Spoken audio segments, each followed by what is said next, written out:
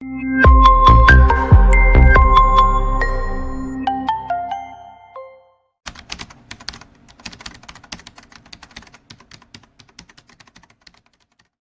ക്ലാസ്സിൽ നമ്മുടെ 7th സ്റ്റാൻഡേർഡിൽ social സയൻസിൽ സെക്കൻഡ് ചാപ്റ്റർ ആയിരുന്നു ഡിസ്കസ് ചെയ്തുകൊണ്ടിരുന്നത്.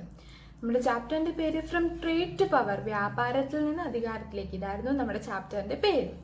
അപ്പോൾ നമ്മൾ കഴിഞ്ഞ ക്ലാസ്സിൽ എന്താണ് സോഷ്യൽ സയൻസ് എന്ന് നോക്കി. നമ്മുടെ first topic from Portugal to Calicut, പോർച്ചുഗലിൽ നിന്ന് കോഴിക്കോടേക്ക്, ഈ ടോപ്പിക്കും നമ്മൾ കവർ ചെയ്തിട്ടുണ്ടായിരുന്നു. Today we are going to discuss our next topic, the Dutch. ഇന്ന് നമ്മൾ അടുത്ത ടോപ്പിക്കായ ഡച്ചുകാരെ കുറിച്ചാണ് പഠിക്കാൻ പോകുന്നത്. Another European force who reached India following the Portuguese were the Dutch. പോർച്ചുഗീസുകാർക്ക് ശേഷം ഇന്ത്യയിലെത്തിയ മറ്റൊരു യൂറോപ്യൻ ശക്തിയായിരുന്നു ഡച്ചുകാർ. പോർച്ചുഗീസുകാർക്ക് ശേഷം ഇന്ത്യയിലെത്തിയ മറ്റൊരു European ശക്തിയായിരുന്നു ഡച്ചുകാർ. Another European force who reached India following the Portuguese were the Dutch. Kochi and Kollam were the major trade centers of the Dutch. കൊച്ചിയും കൊല്ലവുമായിരുന്നു ഡച്ചുകാരുടെ പ്രധാന വ്യാപാര കേന്ദ്രങ്ങൾ. കൊച്ചിയും കൊല്ലവുമായിരുന്നു ഡച്ചുകാരുടെ പ്രധാന വ്യാപാര കേന്ദ്രങ്ങൾ. Kochi and Kollam were the major trade centers of the Dutch.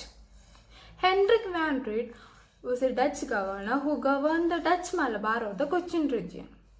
നമ്മുടെ Dutch Malabar അല്ലെങ്കിൽ കൊച്ചിൻ പ്രദേശം ഭരിച്ചിരുന്ന ഡച്ച് ഗവർണർ ആയിരുന്നു Henrique van read.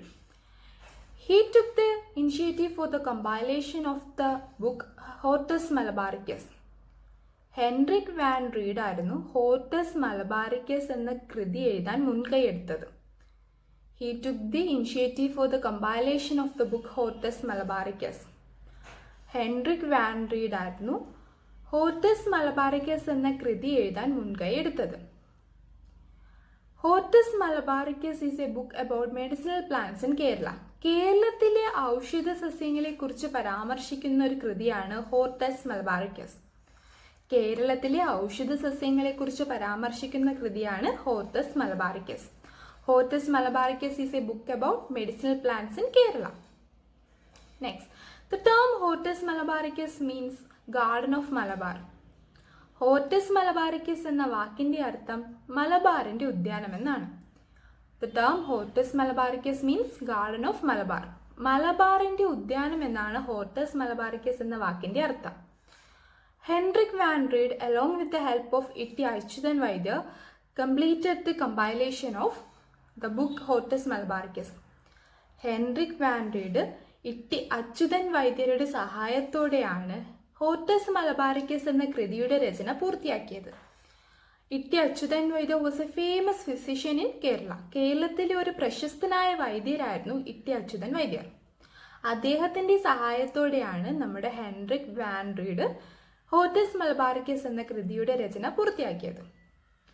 The Dutch fought with king Marthanda Varma, the then ruler of Travancore, over trade disputes. വ്യാപാര തർക്കങ്ങളുടെ ഫലമായി തിരുവിതാംകൂർ ഭരിച്ചിരുന്ന രാജാവായിരുന്ന മാർത്താണ്ഡവർമ്മയും ഡച്ചുകാരും തമ്മിൽ ഏറ്റുമുട്ടി. The battle of Colachel was on 10 August 1741. August 10, 1741 Colachel യുദ്ധം നടന്നത്. കൊളച്ചൽ യുദ്ധം ആരൊക്കെ തമ്മിലായിരുന്നു നടന്നത്? ഡച്ചുകാരും ട്രാവൻകൂർ ഭരിച്ചിരുന്ന കിങ് മാർത്താണ്ഡവർമ്മയും തമ്മിലായിരുന്നു കൊളച്ചൽ യുദ്ധം നടന്നത്. Colachel was a coastal town in Kanyakumari district. നമ്മുടെ കന്യാകുമാരിയിലുള്ള ഒരു തീരദേശ പട്ടണമായിരുന്നു കൊളച്ചൽ. The king Marthanda Varma adopted expansionary policy. നമ്മുടെ തിരുവിതാംകൂർ ഭരിച്ചിരുന്ന രാജാവായിരുന്ന മാർത്താണ്ഡവർമ്മ വിപുലീകരണ നയം കൊണ്ടുവന്നു. He wanted to expand his territory. നമ്മുടെ മാർത്താണ്ഡവർമ്മയ്ക്ക് അദ്ദേഹത്തിന്റെ ഭരണ പ്രദേശങ്ങളെല്ലാം വിപുലീകരിക്കണമായിരുന്നു. But it adversely affected the trade of Dutch. പക്ഷേ ഈ വിപുലീകരണ നയം നമ്മുടെ ഡച്ചുകാരുടെ വ്യാപാരത്തെ വളരെ നെഗറ്റീവായിട്ട് അഫക്റ്റ് ചെയ്തു. As A result the battle of Colachel happen. അതിന് ഫലമായാണ് കൊളച്ചൽ യുദ്ധം നടന്നത്. The Dutch was defeated in battle of Colachel. Battle of Colachel, Colachel യുദ്ധത്തിൽ നമ്മുടെ ഡച്ചുകാര് മാർത്താണ്ഡവർമ്മയ്ക്ക് മുന്നിൽ കീഴടങ്ങി. ഡച്ചുകാര് ബാറ്റിൽ ഓഫ് കൊളച്ചലിൽ മാർത്താണ്ഡവർമ്മയ്ക്ക് മുന്നിൽ തോറ്റുപോയി. ഇനി നമ്മൾ പഠിക്കാൻ പോകുന്നത് അഡ്വെന്റ് ഓഫ് ഇംഗ്ലീഷ്. ഇംഗ്ലീഷുകാരുടെ വരവിനെ കുറിച്ചാണ് അടുത്തതായിട്ട് നമ്മൾ പഠിക്കാൻ പോകുന്നത്. The English East India Company was founded in 1600 in England. ഇംഗ്ലണ്ടിൽ 1600 ഇംഗ്ലീഷ് ഈസ്റ്റ് ഇന്ത്യ കമ്പനി സ്ഥാപിച്ചത്. ഇംഗ്ലണ്ടിൽ 1600 ഇംഗ്ലീഷ് ഈസ്റ്റ് ഇന്ത്യ കമ്പനി സ്ഥാപിച്ചു. എന്തിനായിരിക്കും ഇംഗ്ലീഷ് ഈസ്റ്റ് ഇന്ത്യ കമ്പനി സ്ഥാപിച്ചത്? The English East India Company was set up to form a trade relation with countries such as India and China. ഇന്ത്യയും ചൈനയും പോലുള്ള രാജ്യങ്ങളുമായി ഒരു വ്യാപാര ബന്ധം കൊണ്ടുവരാൻ വേണ്ടിയാണ് ഇംഗ്ലീഷ് ഈസ്റ്റ് ഇന്ത്യ കമ്പനി ഇംഗ്ലണ്ടിൽ 1600 സ്ഥാപിച്ചത്. Surat in Gujarat was the first place that maintained a trade relation with English East India company. English East India കമ്പനിയുമായി ആദ്യമായി വ്യാപാര ബന്ധത്തിൽ ഏർപ്പെട്ടത് ഗുജറാത്തിലെ സൂറത്ത് എന്ന പ്രദേശമാണ്. ഗുജറാത്തിലെ സൂറത്ത് എന്ന പ്രദേശമാണ് ഇംഗ്ലീഷ് ഈസ്റ്റ് ഇന്ത്യ കമ്പനിയുമായി ആദ്യമായി വ്യാപാര ബന്ധത്തിൽ ഏർപ്പെട്ട ഇന്ത്യയിലെ സ്ഥലം. The English was also set up trade centers in Bombay, Chennai and Calcutta. ഇംഗ്ലീഷുകാർ നമ്മുടെ ഇപ്പോഴത്തെ മുംബൈയിലും മദ്രാസിലും കൽക്കട്ടയിലുമൊക്കെ തന്നെ വ്യാപാര കേന്ദ്രങ്ങൾ സ്ഥാപിച്ചു. British also set up trade centres in Bombay, Chennai and Calcutta.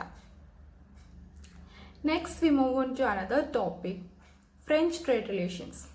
ഇനി ഫ്രഞ്ചുകാരുമായി ഇന്ത്യക്കുണ്ടായിരുന്ന വ്യാപാര ബന്ധങ്ങളെക്കുറിച്ചാണ് നമ്മൾ അടുത്തതായി പറയാൻ പോകുന്നത്.